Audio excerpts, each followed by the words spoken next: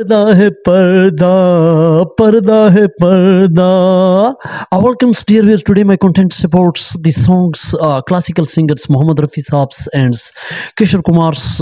songs and different on those times Dharmendra ji. दोस्तों धर्मेंद्र जी जो हमेशा मोहम्मद रफ़ी साहब को पसंद करते थे और उस पे मोहम्मद रफ़ी साहब की आवाज़ की मैचिंग थी, लेकिन रोमांटिकल आश्चर्य सॉन्ग जो किशोर कुमार के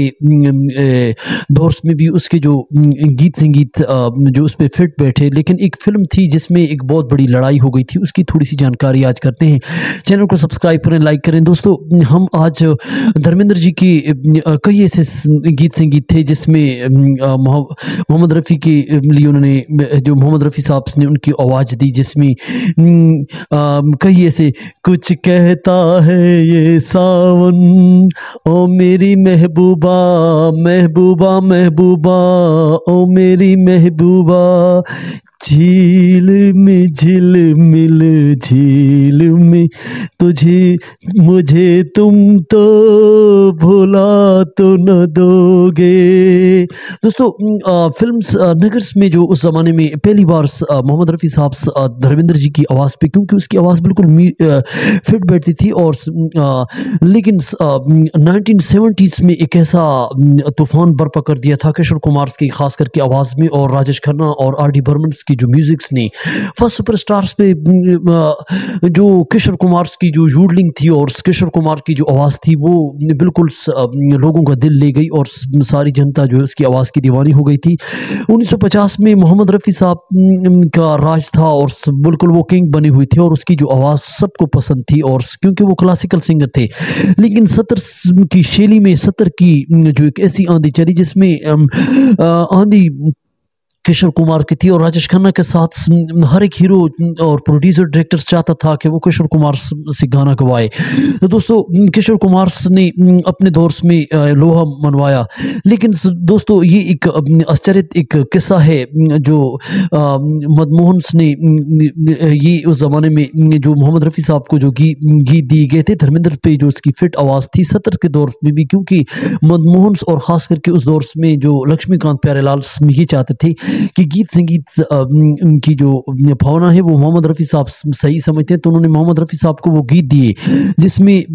ये माना है मेरी जान मोहब्बत सजा. दोस्तों और भी मोहम्मद रफ़ी साहब के गीत आप रिसर्च करके देख सकते हैं, जिसमें पर्दा है पर्दा, पर्दा है पर्दा. दोस्तों ये कव्वाली उस ज़माने में बहुत ज़्यादा मशहूर हुई, लेकिन तेरी गलियों में तेरी गलियों में, दोस्तों ये, और जन्म जन्म का साथ जन्म जन्म का साथ. दोस्तों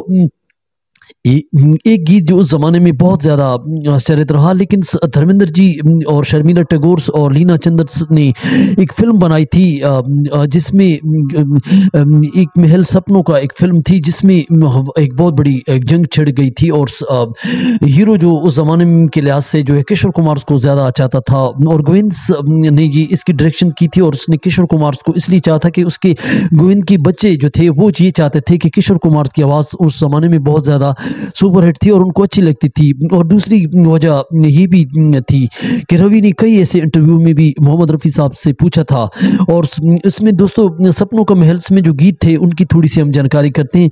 देखा है जिंदगी को, देखा है जिंदगी को. दोस्तों ये गीत उस ज़माने में किशोर कुमार ने गाया था, लेकिन रफ़ी का एक गीत जो ज़माने में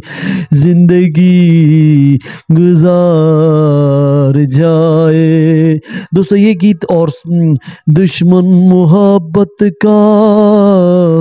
कोई दो, दोस्तों ये किशोर कुमार का गीत था, लेकिन उस ज़माने में लता मंगेशकर का ये गीत था. दिल में किसी का प्यार, दिल में किसी का प्यार. दोस्तों ये जितने कितने रोमांटिकल गीत थे जो उस ज़माने में सपनों का महल जो एक रोमांटिकल फिल्म्स पे आधारित प्रेमियों के दिल को छूती थी, और ये उस ज़माने में जो इसकी डायरेक्शन जो हमने आपको बताया कि गोविंद ने दी थी, और रवि साहब जो उसने अपने ज़माने में म्यूज़िक दिया था, और जिसमें साहिर लुधियानी ने जो इस एक महल सपनों का एक फ़िल्म के अंदर जितने गीत आपको अंतरिक्ष सुनाए हैं, ये साहिर लुधियानी को बुलाया गया और उसने ये सारे गीत उस ज़माने में लिखे थे, बहुत मशहूर हुई थी और लता का ये गीत बहुत ज़्यादा मशहूर हुआ था। लेकिन लता और किशोर कुमार का ये जो गीत है, इसने 1975 में बॉक्स ऑफिस में धूम मचाई थी और ये रोमांटिकल गीत जिसने बॉक्स ऑफिस पे तकरीबन बहुत कमाई की थी। और फिर उस ज़माने में दोस्तों 1975 में मोहम्मद रफ़ी साहब से ये सवाल भी किया था रवि साहब ने, और रिकॉर्डिंग जब ख़त्म हुई और उससे ये जानकारी हुई कि आपको कैसा इस तरह कोई ऐसा आपका गीत जिस तो मोहम्मद रफ़ी साहब दोस्तों उसने कहा कि ऐसा कोई नहीं हुआ और मोहम्मद रफ़ी साहब ने बड़े सोच समझ के उस ज़माने में जवाब दिया था। लेकिन मोहम्मद कि पूछा गया और सो वो बिल्कुल चूक गए थे उस ज़माने में कि एक महल सपनों का जिसको गोविंद ने जो है ये गीत किशोर कुमार पे और लता मंगेशकर पे गवाया था और ये लोगों की ज़ुबान पे भी रहा, लेकिन सबको पसंद आया। लेकिन दोस्तों धर्मेंद्र जी ये नहीं चाहते थे और ये इस पर वो फाइटिंग करने लगे क्योंकि वो मोहम्मद रफ़ी साहब को आवाज़ को पसंद थे, उसकी आवाज़ की क्लासिकल सिंगिंग को समझते थे और ये सारे उस वक़्त जानते थे। लेकिन रवि ने उस ज़माने में ये कह दिया था कि और गोविंद के बच्चों ने कि किशोर कुमार ये गाएंगे। और दोस्तों ये टाइटल सॉन्ग जिस फिल्म का रहा जिसको मेल हो सपनों का, दोस्तों बहुत सुपर हिट रहा, जिसमें किशोर कुमार के वर्जन को जो है और लता मंगेशकर के जो रोमांटिकल गीत को बहुत ज़्यादा पसंद किया गया। लेकिन मोहम्मद रफ़ी साहब की आवाज़ का ये जादू रहा और ये रिकॉर्डिंग दोस्तों उस ज़माने में बहुत बड़ी पहचान बन गई थी और जिसमें और भी गीत